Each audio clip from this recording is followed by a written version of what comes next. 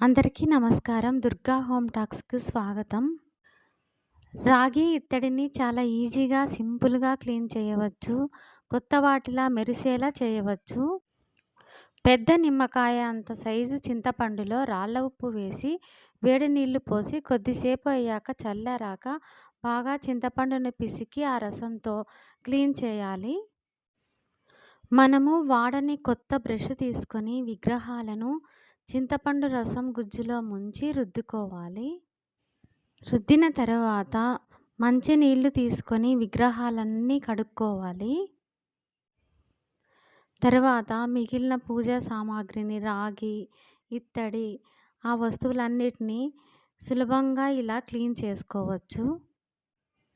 చింతపండు, రాళ్ళ ఉప్పు కలిసిన చింతపండు గుజ్జును పోయగానే మురికి అంతా క్లీన్‌గా పోతుంది.